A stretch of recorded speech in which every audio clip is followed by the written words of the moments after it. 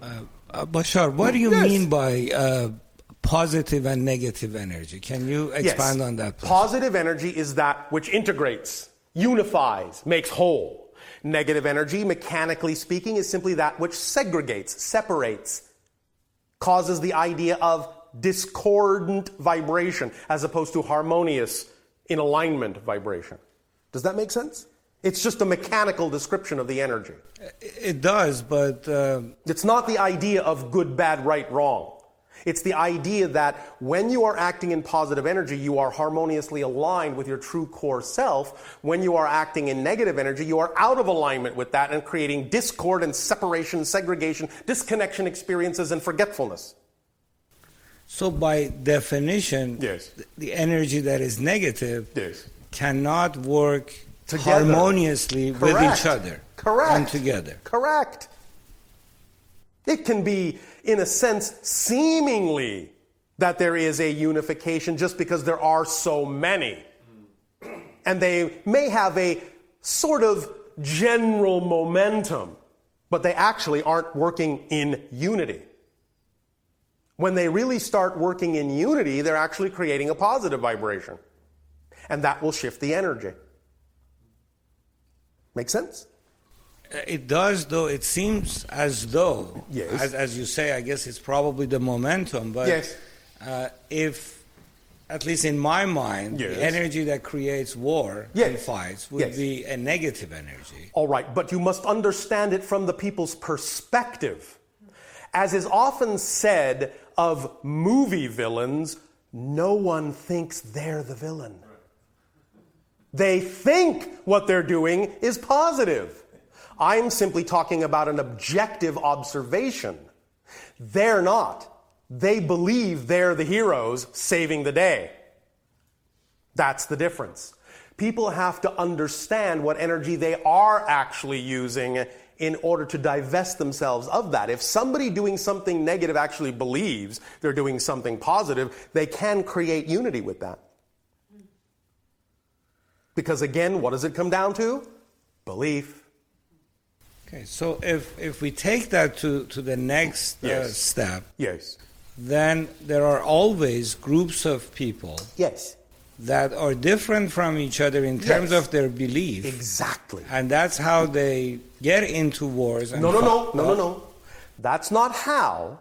How they get into wars is what they believe about their differences. Not that they are different. It's what they believe about being different. That's the key.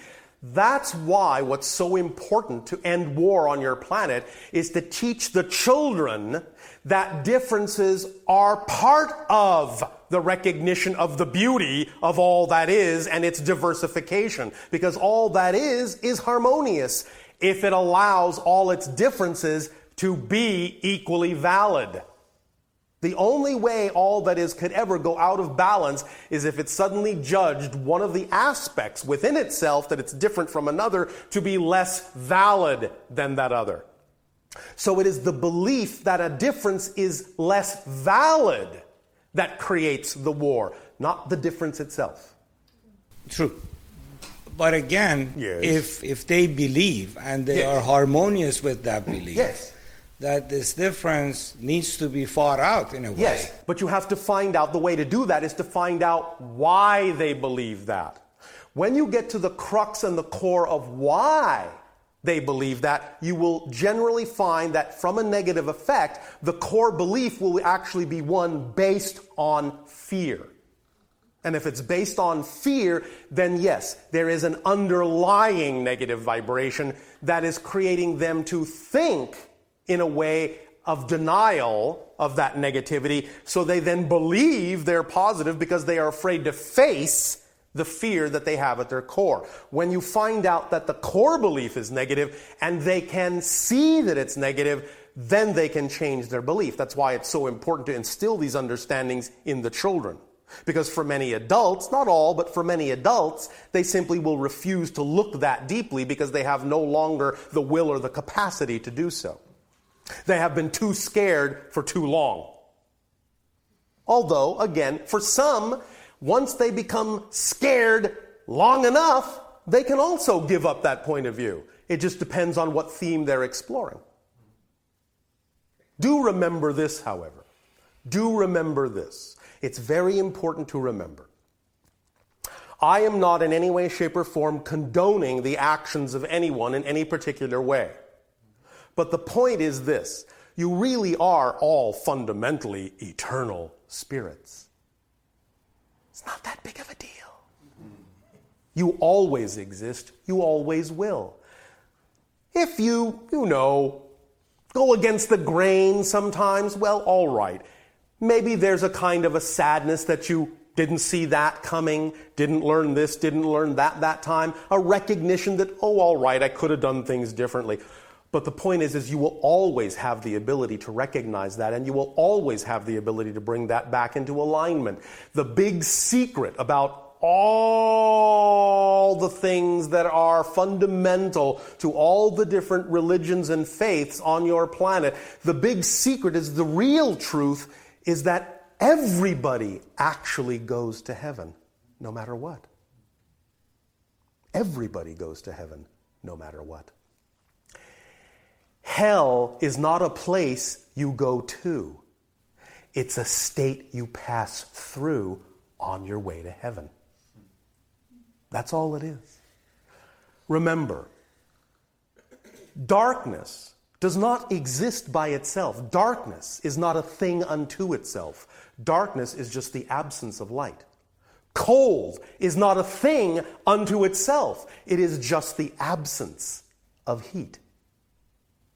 Evil is not a thing unto itself. It is simply someone operating without feeling the connection to God. But that connection is always there, and that's all there is.